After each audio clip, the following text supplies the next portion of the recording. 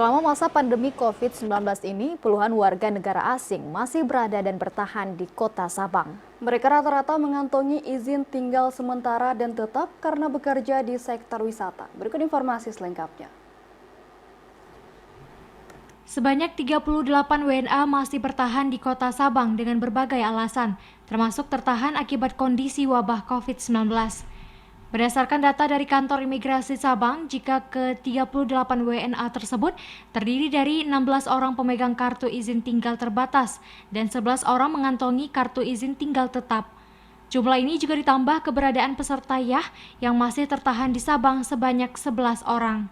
Kepala Kantor Imigrasi Kelas 2 Kota Sabang, Arif Hanafi, mengungkapkan kebanyakan para WNA ini sedang bekerja dan berstatus kawin campur dengan warga setempat. Pihaknya bersama tim gugus tugas COVID-19 terus memantau keberadaan para WNA agar tidak menyalahi prosedur izin tinggal. Ada beberapa orang asing yang masih tinggal itu sebagai pemegang kitas dan pemegang kitab. Pemegang kitas ada campuran, perkawinan campuran, ada istri ikut suami, suami ikut istri, ada juga anak ikut dengan orang tua. Namun keberadaan mereka tetap kita monitor dalam hal untuk pemantauan bersama-sama dengan gugus yang sudah dibentuk oleh Pak Wali Kota, yaitu untuk memantau kesehatan mereka. Sifatnya imigrasi memantau keberadaan dan kegiatan mereka, supaya mereka tidak melakukan kegiatan di luar kewenangan atau izin yang telah diberikan dari Kementerian Tenaga Kerja. Setelah keluar surat edaran baru, bagi warga negara asing setelah tanggal 5 Februari tidak akan dikenakan biaya beban apapun, alias 0 rupiah untuk mereka overstay tidak bayar. Dan secara otomatis by system mereka tidak perlu khawatir akan overstay.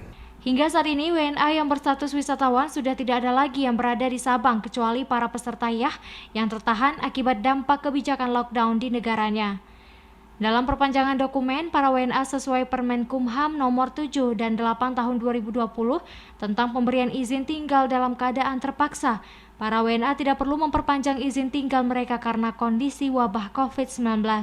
Kepala Kantor Imigrasi Kelas 2 Kota Sabang, Arif Hanafi, juga menyebutkan para WNA juga masih diizinkan untuk menyeberang ke kawasan regional Aceh lainnya. Namun harus bersedia mematuhi protokol dan aturan kawasan setempat terkait keadaan darurat kesehatan yang diberlakukan oleh pemerintah terkait pencegahan COVID-19. Dari Sabang, Mahfud, kontributor TVRI Aceh, melaporkan.